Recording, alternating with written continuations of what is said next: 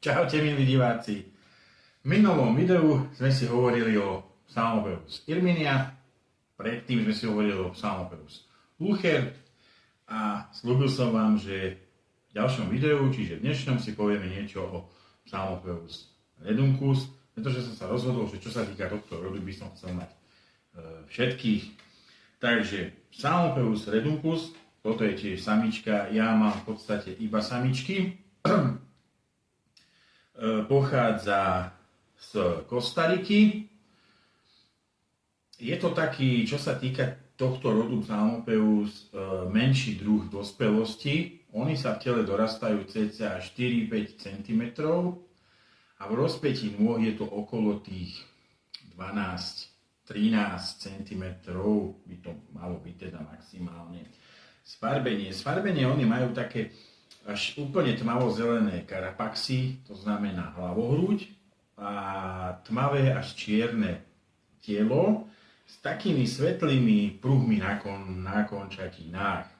Tiež sú to rýchli pavúčikovia, čiže rýchli bežci, na to treba dávať pozor a takisto vedia dobre skákať. Čo sa týka odporúčania pre začiatočníkov, myslím si, že ak sa dá pozor na tú ich rýchlosť, tak sú vhodní aj pre začiatočníkov, pretože sú toxicky nevýznamní pre človeka a tiež sa nesnažia uhrísť, ako svoju obranu volia útek.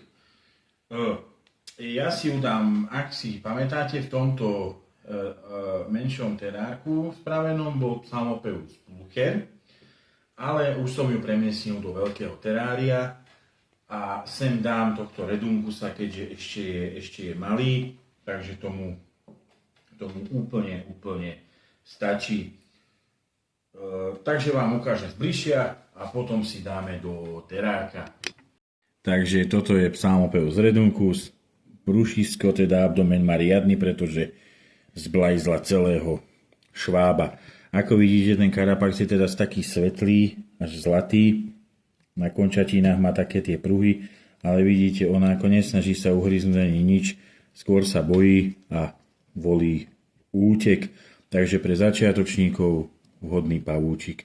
Tak si ju dáme do tohto terárka a dáme jej pokoj. No poď, bába. Vidíte, teraz lepšie vidieť, ako vyzerá. Šup. No a je tam. A tam jej bude dobre. Tam si oni si robia takéto tie pavučiny. A tuto to môžete dobre vidieť, také zo spodu, také tunely až hore. Takže ďakujem vám za pozornosť a vidíme sa opäť pri ďalšom videu.